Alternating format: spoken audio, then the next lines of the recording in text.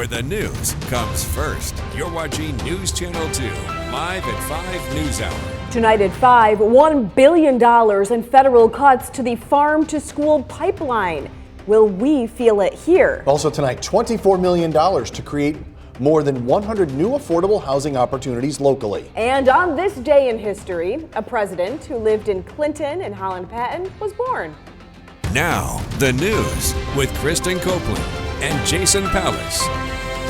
Thanks for joining us. The Utica City budget has not been finalized yet, and it's due Thursday. Tonight, the Common Council meets yet again. Let's take a live look at Utica City Hall, where a special meeting is just beginning. People sitting down, council members, department heads, the mayor, all in attendance tonight. The mayor's proposed spending plan called for a 9.7% tax increase. And as it stands going into tonight, council amendments bring it to 3.4%. Again, this is a live look at City Hall. This meeting just about to get underway. People filing in to council chambers. The governor added to her affordable housing agenda today by announcing a plan to build or preserve homes from Long Island to Buffalo. Locally, that includes $11 million to demolish 2 buildings within the N.D. Peters development on Armory Drive in Utica and rebuild a new 71-unit, 3-story building, as well as $12 million to build Deerfield Apartments that would have 65 units and a child care facility. The governor says this will be done with a mix of state and federal low-income housing tax credits. Rents here start under $500. $500 they start and go up to about $1,300. There was a time when that didn't sound affordable. Today it does. Statewide, 28 affordable housing projects are getting money. The total cost, $270 million. It is National Agriculture Day, and New York is celebrating its more than 30,000 farms statewide. The Commissioner of Agriculture says it's important to recognize the hard-working people who proudly feed our communities and contribute greatly to our economy.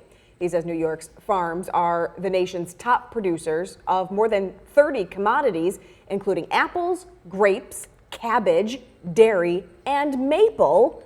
And this coming weekend is Maple Weekend. We have events listed at WKTV.com.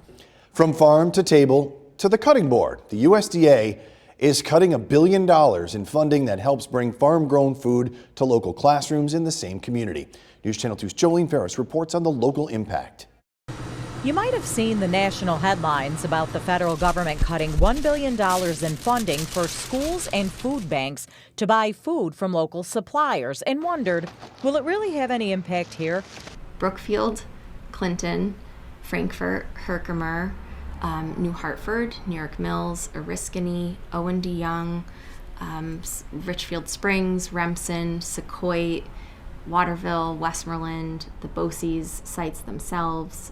OHM BOCES did get around $116,000 from the disappearing grant money, which allowed them to grow their already strong farm-to-school program in their districts by partnering with smaller, minority-owned and economically disadvantaged farms.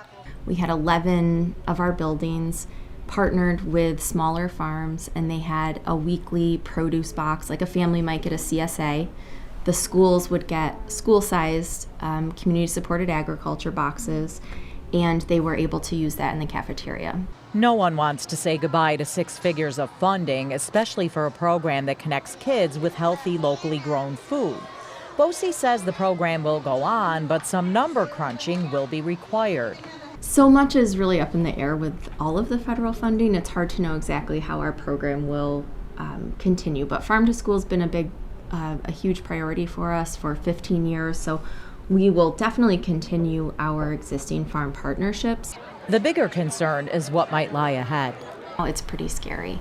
There's a lot of other proposed cuts out there that, if this is a sign of what's to come, we could be really in a challenging state. For now, the farm-to-school pipeline remains active and BOCES remains grateful. Jolene Ferris, News Channel 2. More than 1,300 homes and businesses were without power in Rome for hours today. The outage started at 10, and electricity wasn't fully restored until about 2 p.m. It impacted a large stretch of Erie Boulevard West, including Freedom Plaza and Marshalls. National Grid rerouted power on its network to restore power and isolate the outage. A week after being hit by a train, still no charges for the victim. The Oneida County Sheriff again today said the woman will face charges. She was walking the tracks near Martin Street in Rome when a passing Amtrak train hooked onto her backpack and she was dragged. She suffered non-life-threatening injuries. The sheriff says it is a criminal offense to be on railroad property. A car hit a utility pole in Whitesboro this morning. This is at the intersection of Foster Street and Westmoreland Street. No word if the driver was hurt. National Grid was quick to respond to fix the pole, but when our cameras arrived, take a look. About 10 o'clock this morning, parts of the pole were dangling, I should say, on the wires. Let's get you caught up on the forecast with Chief Meteorologist Bill Cardis. All right, so we have something a little bit different. We have a fire weather watch in effect for a large portion of central New York. This means that the low humidity and the wind is going to allow for fires to spread. And this is mainly for areas that don't have snow. There's a statewide burn ban in effect until May 14th, so we shouldn't be burning anything outdoors. But we want to be extra careful on a day like tomorrow because the low humidity could aid for any brush fires that do get going. They can spread pretty rapidly, so something we'll be keeping an eye on. This is for tomorrow. It's going to be a beautiful day. Live look at the Yorkville Battery Storm Tracker 2 Doppler radar. Quiet out there. It's nice today, 57 degrees. What a rebound compared to yesterday. Tomorrow it's going to be even warmer. Temperatures will make a run towards 70 degrees. In fact, I think we're going to be in the low 70s tomorrow afternoon. So it's going to be very warm, much warmer than usual, but the colder weather does return as we look ahead. So take advantage of this nice weather while we have it. We'll be in the 40s this evening, cooling off pretty quickly after sunset. We are tracking a pretty substantial drop in the temperature.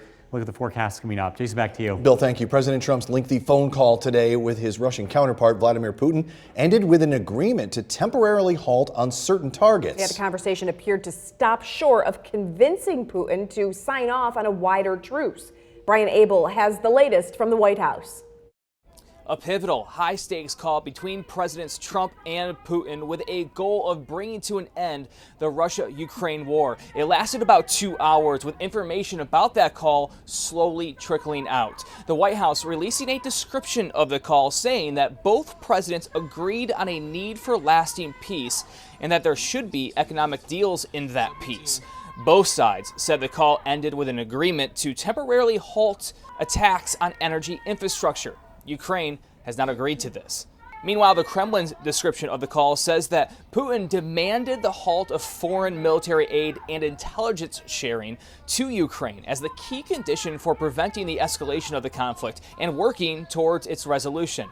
On the negotiating table, the 30-day ceasefire deal backed by the U.S. and agreed upon by Ukraine with hopes it would lead to the end of the largest land conflict in Europe since World War II. The White House readout of the call did not provide any indication that Putin agreed to the ceasefire. Trump previously told reporters that work had been done over the weekend to bring both sides to the negotiated table, with White House Press Secretary Caroline Leavitt on Monday saying that the deal was on the 10-yard line. At the White House, Brian Abel reporting. Happening today, the president will release the unredacted files on John F. Kennedy's assassination. In February, the FBI said it had discovered about 2,400 new records from the 1963 shooting. President Trump signed an executive order shortly after he was sworn into office to have the files released. Ever get the feeling you're being watched? Former President Grover Cleveland once lived in Clinton and Holland Patton, and today would have been his birthday. In 1850, he lived on Utica Street in Clinton. In 1853, he moved to Holland Patton. From there, went to Buffalo, where he was mayor. And in 1882, was elected governor of New York. Now, Cleveland, before Trump, was the first president to serve 2 non-consecutive terms.